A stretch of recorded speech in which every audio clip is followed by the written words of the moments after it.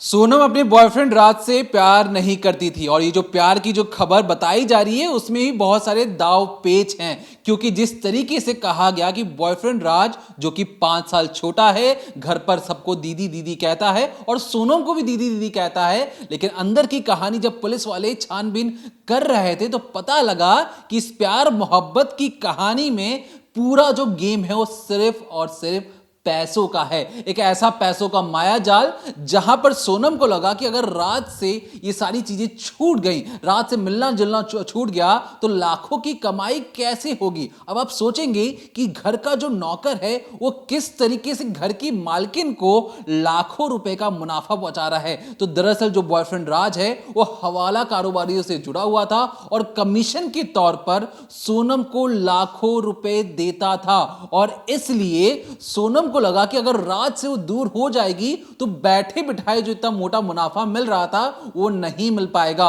और इसलिए वो राज के करीब जाती है, राज से प्यार का दिखावा करती है, सिर्फ और सिर्फ इसलिए कि एक तरफ प्यार भी चलता रहे और पैसे भी आते रहें। और इस पैसों के लालच के लिए, शरीर के भूख के लिए सोनम किसी भी हद तक जा सकती थी। जैसे ही खबर सामने आई है हर कोई सकते में है। लेकिन आज इस डिकोडिंग क्राइम में बात करेंगे कि किस तरीके से बस में बैठे दो लोग सोनम के साथ गाजीपुर जाते हैं, उनके बारे में अब तक कोई चीजें सामने नहीं आ पाई हैं। ये दो लोग कौन थे जो बार बार सोनम की मदद कर रहे थे।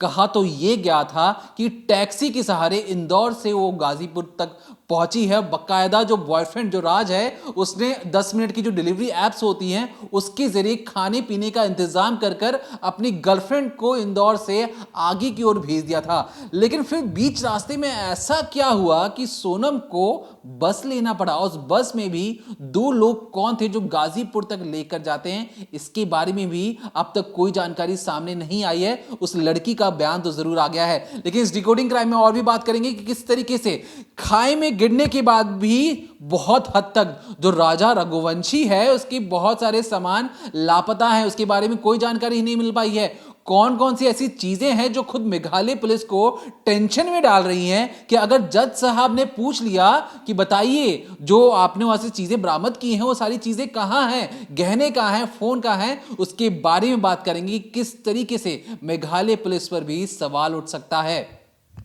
तो सोनम को लेकर तमाम तरीके के अब और ज़्यादा नए नए अपडेट सामने आ और ऐसे में एक वीडियो मैं आपको दिखाना चाहूँगी। हम आगे बताएंगे कि आखिर वो सवाल क्या है, लेकिन उससे पहले सोनम का एक वीडियो आप ज़रूर देखिए। ये वीडियो देखने के बाद आपको चेहरे के पीछे छुपी जो हैवानियत है या यूँ समझिए कि दोगले चेहरे क्या होते हैं वो समझ में आएगा। यहाँ पर आप देखिए किस तरह से यह खुश दिख रही है। नीले रंग की इसने साड़ी पहनी है, माला पहनी हुई है, बगल में जो राजा रघुवंशी है वो खड़े हैं और यहाँ पर सोनम के ही भाई यानी कि गोविंद उन्हें केक खिलाने की कोशिश कर रहे हैं और यहाँ पर सोनम बेहद खुश नज़र आ रही है। अपने आप को ऐसा दिखा रही है कि वो राजा को पति रूप में पाने के लिए बेकरार है, अब उसके साथ हमेशा अच्छी ज़िंदगी बिताएगी, उसके परिवार के साथ खुश रहेगी। लेकिन जितने लोग यहाँ पर मौजूद हैं, जो भी लोग इस रिंग सेरेमनी में मौजूद थे, सब यही सोच रहे थे कि अब दोनों परिवार एक हो जाएंगे, दोनों परिवारों का मिलन हो जाएगा।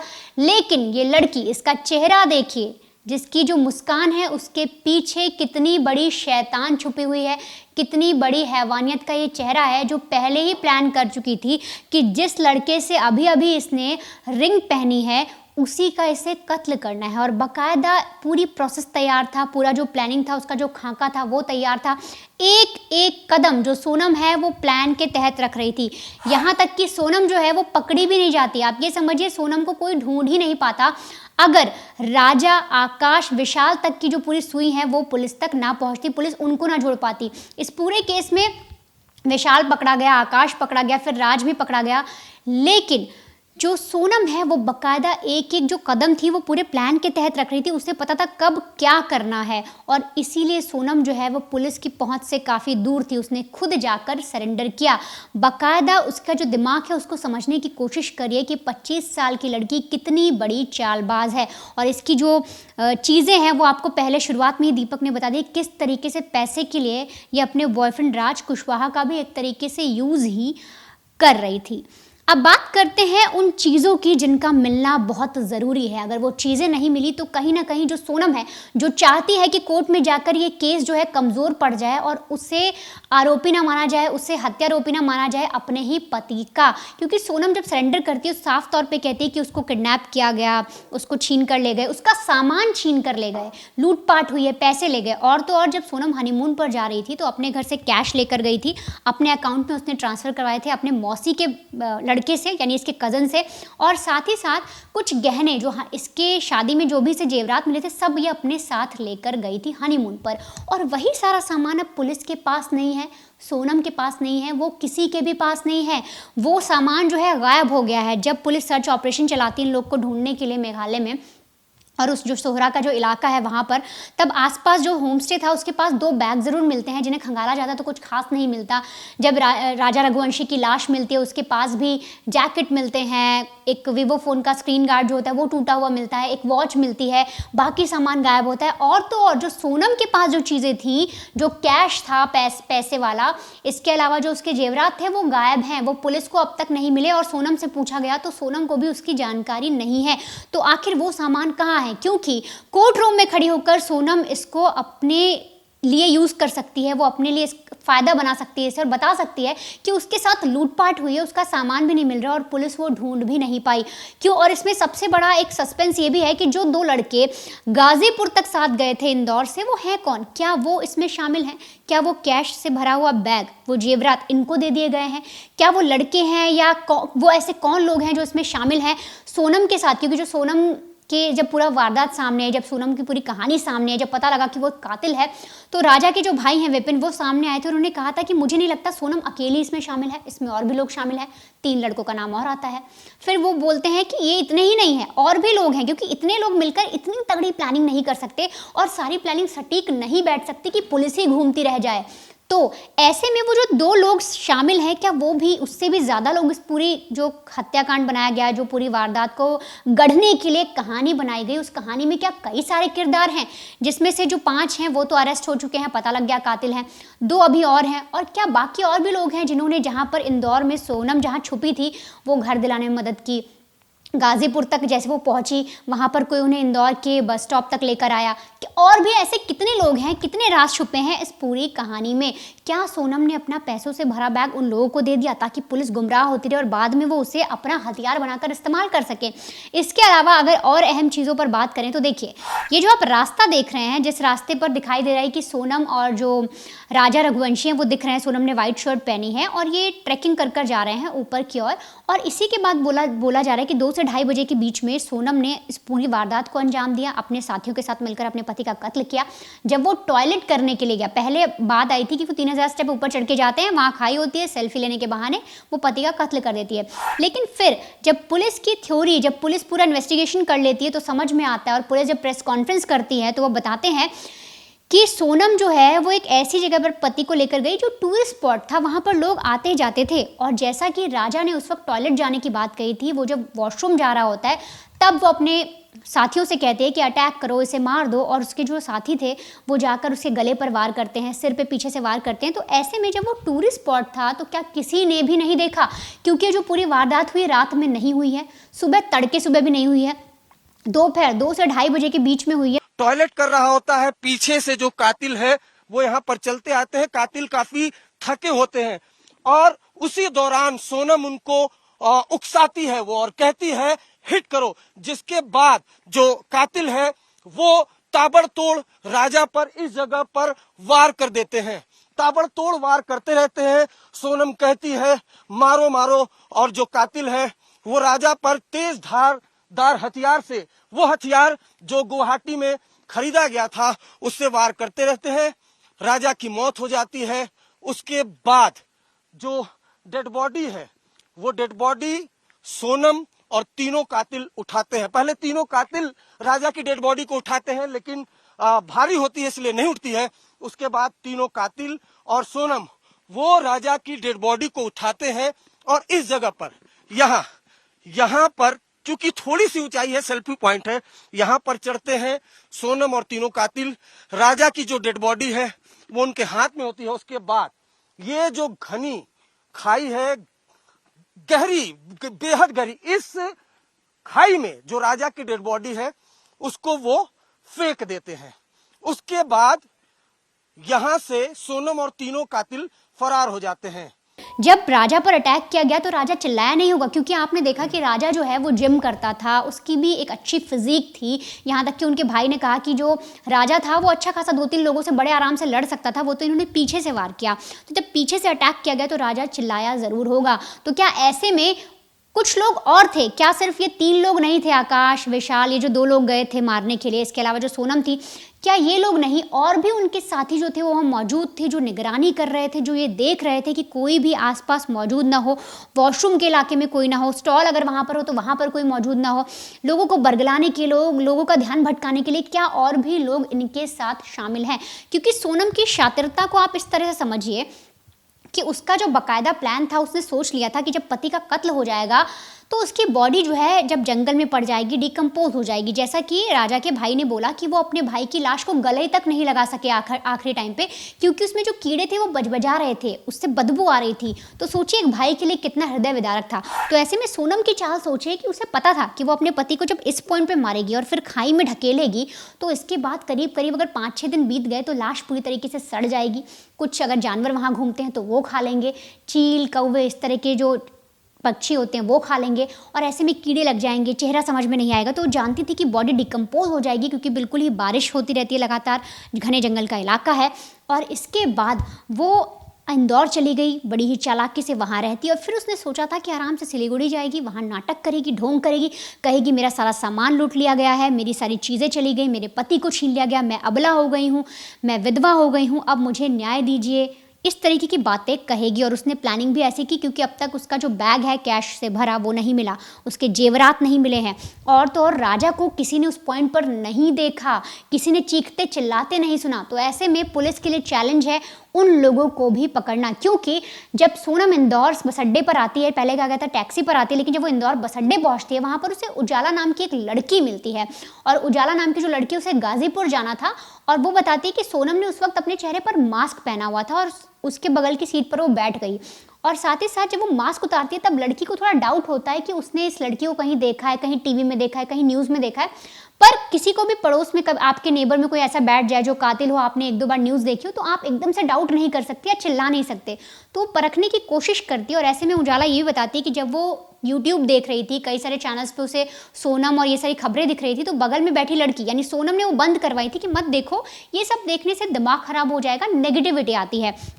और तो और उजाला ने यह भी कहा कि सोनम गोरखपुर जाना चाहती थी। सोनम ने कई बार पूछा था कि मुझे बताओ गोरखपुर की बस कहाँ मिलेगी, गोरखपुर की ट्रेन अगर लेनी हो तो कैसे जाएंगे। तब उजाला ने उसे बताया कि आप गोरखपुर नहीं, आप गाजीपुर जाइए, वहाँ से आपको शायद ट्रेन मिल जाए, यहाँ से ऐसा कुछ भी नहीं मिलेगा।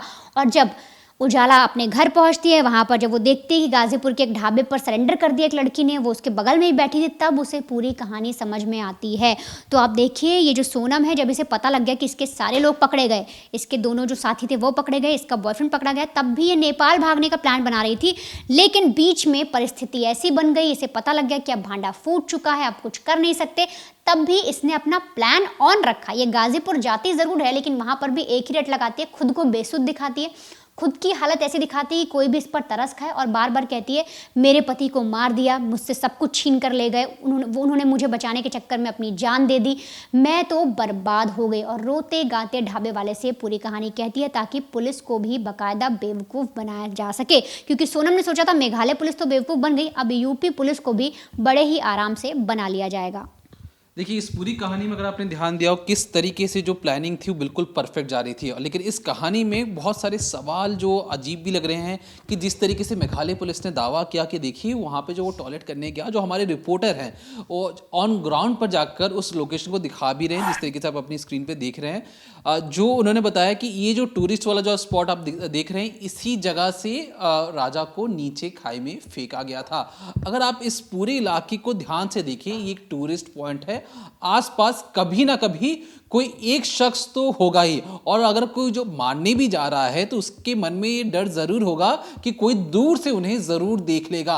अब ऐसे में किसी इंसान को मारना, फिर 3-4 लोग उसे उठाकर जब नीचे फेंकते हैं, तो वो भी ऐसी जगह से जिस की तस्वीर आप अपनी स्क्रीन पर भी देख रहे हैं, ये थोड़ी सी असमंजस में डालती है कि ऐसा कैसे हो गया। अब उसके बाद आप मान भी लेते हैं कि किसी ने नहीं देखा, कोई दूर से भी किसी ने नहीं देखा कि वहां पर क्या हो रहा था, और इनके मन में डर भय नाम की चीज ही नहीं थी, इन्होंने नीचे उठाकर फेंक दिया। लेकिन सवाल उठता है कि कहा गया परिवार की तरफ से कि देखिए 10 लाख से भी ज्यादा के जो सोने थे या जेवरात थे वो राजा ने अपने हाथ और हर जगह पहने हुए थे, अंगूठी पहनी हुई थी, वो सारी चीजें कहां पर हैं।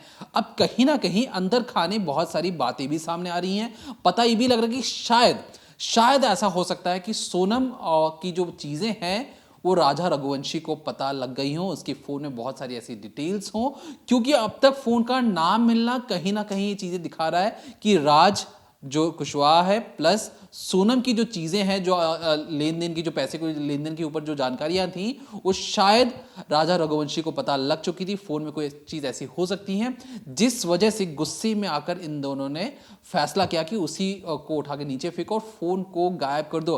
अब ऐसा इसलिए हम कह रहे हैं क्योंकि जब ये पूरा मामला कोर्ट में जाएगा, एक बहुत बड़ा दलील दिया जाएगा सोनम की तरफ से कि देखिए जनाब, मुझे तो किडनैप कर लिया गया था, अब तक तो सोने जेवरात मिले ही नहीं है, फोन भी नहीं मिला, और क्योंकि हमसे लूटपाट की गई थी, तो ये अपने आप बचाव में वो बहुत सारी चीजें बता सकती है। ऐसे में पुलिस को उन सारी चीजों को रिकवर करना भी पड़ेगा और समझना पड़ेगा सोनम से कि उसने इन सारी चीजों का क्या किया। लेकिन अब तक की जो पुलिस पूछताछ है, सोनम इन सवालों को एक तरीके से दरकिनार कर रही है, ठीक तरीके से जवाब नहीं दे रही, और जो तीनों जो कातिल दोस्त हैं जो सोनम के आगे पीछे घूम रहे थे, उन्होंने भी इस चीज को लेकर चुप्पी साधी है। अब समझ में नहीं आ रहा कि जो पूरा मामला है वो असल में है क्या, क्योंकि पुलिस बताती है कि वो गाड़ी से गई, पता लगता है बस से जाती है। पुलिस कहती है कि उसे टूरिस्ट स्पॉट पे मारा गया, लेकिन टूरिस्ट स्पॉट जो वाली जगह जो हमारे रिपोर्टर दिखा रहे हैं, उस जगह पर तो ऐसा देख कतई नहीं लगता कि दोपहर के 2 से 2:30 के बीच में अगर किसी इंसान को मारा जाए और आसपास कोई उसे देखे ना। लेकिन जिस तरीके से हमने पहले भी वीडियो बनाया और जो आज भी वीडियो बना रहे हैं, अगर किसी को मारा जाएगा वहां पे खून बहेगा, कुछ ऐसे छींटे होंगे, वहां पे कुछ सामान गिरेगा, और ऐसा किसी ने होते हुए नहीं देखा। ये अपने आप में अजीबे मानते हैं, वहां पे बारिश है और बारिश में सारी चीजें धुल जाती हैं, लेकिन कहीं ना कहीं कुछ तो सबूत वहां पे मिलना चाहिए। अब ऐसे में बहुत सारी जो चीजें सामने आ रही हैं कि किस तरीके से ये जो लड़की है इसने खुद ही अपना फ्लैट खरीद रखा था, जो सामने बातें आई हैं। तो ऐसे में हमने समझना चाहा कि क्या सोनम के पास और भी कमाई का जरिया है। जब इन चीजों को पड़ताल कर रहे थे तो हमें समझ में आया कि शायद हवाला के जरिए जो मुनाफाखोरी होती थी उसमें राज और सोनम के बराबर की हिस्सेदारी होती थी, क्योंकि सोनम ने शायद राज कुशवाहा को यह कहा था कि अगर तुम मुझे मुनाफा नहीं दोगे तो तुम्हारी जो सारे जो चीजें हैं भांडा फोड़ कर दूंगी और पापा से कहकर तुम्हें नौकरी से निकलवा दूंगी। क्योंकि राज कुशवाहा के ऊपर अपनी फैमिली की जिम्मेदारी भी थी, 10वीं पास भी नहीं है ठीक तरीके से हो, तो उसे अपने परिवार की देखभाल भी करनी थी। और यहां से पहली बार जब पैसों का आदान प्रदान शुरू हुआ तो दोनों के बीच में जो पैसों से लेना देना शुरू होकर दोस्ती शुरू होती है, दोस्ती से फिर ये चैटें शुरू होती हैं, चैटों के बाद पैसों का आदान प्रदान तो हर महीने हो ही रहा था, क्योंकि पैसों से कोई दोस्ती आ रही उसने कम नहीं की थी कि मैं तुमसे प्यार करने लगी हूं तो मुझे तुम इस महीने 50,000 रुपए कम दे देना। सोनम हर महीने सूद समेत अपना पैसा लेती थी, और इसके बाद धीरे धीरे जो इनका जो रिश्ता है पैसों के बाद अब ये एक तरीके से संबंध में बदल जाता है और एक दूसरे से प्यार भी करने लगते हैं। अब ऐसे में सोनम को लगा कि अगर मेरी शादी हो जाएगी तो इन पैसों का मालिक कौन होगा, कहीं राज किसी और लड़की पर इतने पैसे लुटाने ना लगे। अगर ये सारी बातें मेरे पिता को पता लग गई तो फिर कोई अहमियत नहीं रह जाएगी, और इसलिए पैसों के लालच के लिए ये संबंध बनाए जाते हैं, इस रिश्ते को आगे लेके जाया जाता है। दिन में वो दीदी कहता है और रात के समय वो एक दूसरे को पुचकारते हैं, तो कहीं ना कहीं इसी चीज को लेकर सवाल उठाए जा रहे हैं। और मेघालय पुलिस भी हर तरीके से सोचना और समझना चाह रही है कि कहीं कोई कड़ी छूट ना जाए। अब जो कड़ियां छूट रही हैं उसे ढूंढने की जरूरत है, क्योंकि वो कड़ियां बहुत कुछ बता सकती हैं। अब तक जो राजा रघुवंशी है उसका फोन नहीं मिला है, फोन कहीं कहाँ फेंका गया, क्योंकि उस फोन के लास्ट लोकेशन से बहुत सारी चीजें पता लग सकती हैं। क्या क्या बातें हुई हैं, कहीं फोटोग्राफ कहीं वीडियोग्राफी में उन तीनों लड़कों के अहम सबूत हो सकते हैं, लेकिन उस फोन का अब तक अता पता नहीं है, ना गहनों का अता पता है। फिलहाल इस पूरे मामले में जो लड़की है जो उनके साथ गई थी, जो सोनम के साथ, उसने बहुत सारी चीजें ऑन कैमरा बताई। आप छोटा सा अंश सुनिए, फिर आपसे आके मुखातिब होते हैं। सोनम रघुवंशी के बारे में तुमने बताया है पुलिस को, और नंदगंज पुलिस को तुमने फोन किया था। क्या फोन किया था? मैंने बताया कि ये आपके ढाबे से अरेस्ट हुई है आपके थाने तक, तो ये बस में आई थी। ऐसा मत बोलिए कि ये कोई गाड़ी वगैरह में आई है, किसी ने छोड़ दिया। और वो बोली है कि मुझे पता नहीं कि मैं इस हालत में कैसे आई यहाँ पे पहुंची, तो ये झूठ है। वो बस से ट्रैवल की है। तो उसके साथ क्या दो लड़के थे? हाँ, या कोई दो महिला लोग। भी थी? नहीं, महिला नहीं थी, दो लड़के ही थे। अच्छा, तो वो दोनों लड़के उनके साथ थे। हाँ फिर आप क्या की? फिर आप उनको बताई कि यहाँ आगे रोडवेज पे मिलती है बस। हाँ, वो फिर आप क्या की?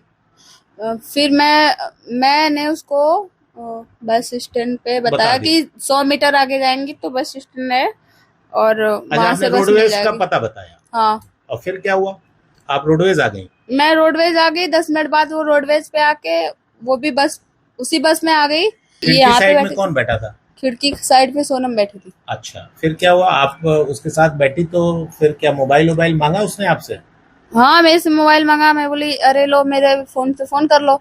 तो बस ऐसे डायल करके फिर उसको डिलीट कर दिया करके। फोन डायल नहीं किया उसने, नंबर डायल नहीं किया, फिर ऐसे ऐसे डिलीट कर दिया। तो मैंने कुछ नहीं फिर आपका पूछा। मोबाइल आपको दे दिया? हाँ, फिर वही फिर उसने मेरे से पानी मांगा, फिर मैं पानी दी और फिर वो मुंह धुलने लगी। तो सुना आपने किस तरीके से ये लड़की साफ तौर पर बता रही कि सोनम के चेहरे पे तो डर और का कोई सीन ही नहीं था। वो निर्भय होकर बस में ट्रैवल कर रही, मानो उसे कोई पकड़ ही नहीं सकता। लेकिन कातिल कब तक भागेगा, क्योंकि कहते हैं कानून के हाथ लंबे भी होते हैं और आजकल तो कानून के हाथ जकड़ भी लेते हैं। और जिस तरीके से सोनम जब से पुलिसिया हाथ में आई है, वो एक एक कर बहुत सारे राज भी खोल रही है। और इस राज के बाद सोनम का बचना मुश्किल है, लेकिन सवाल ये उठता है कि उसे कितनी सजा मिलेगी अगर कहीं भी वो फोन और डकैती जैसे मामलों में जो अब तक रिकवर नहीं हुआ है, इन सबको मोहरा बनाकर अपनी सजा कम करवाने में अगर सक्सेसफुल होती है, तो कहीं ना कहीं पुलिस की जांच पर भी सवाल उठता है। अब ऐसे में मेघालय पुलिस के लिए सबसे बड़ी चीज कि फोन और जेवराज फटाफट ढूंढने, और जिस तरीके से जो उनकी बातों में और जिस लड़की की बातों में विरोधाभास जो कहीं कहीं नजर आ रहा है, तो हर एक चीज को क्लियर करने की जरूरत है। क्योंकि अब लोग सामने आके बता रहे हैं कि नहीं, वो बस से नहीं गई, वो टैक्सी से नहीं गई, तो इन सारी चीजों को क्लियर आउट करने की जरूरत भी है। तो इस पूरे मामले में जो भी नए अपडेट्स होंगे तब तक हम आपके पास लेके आते रहेंगे। तब तक देखते रहिए क्राइम तक।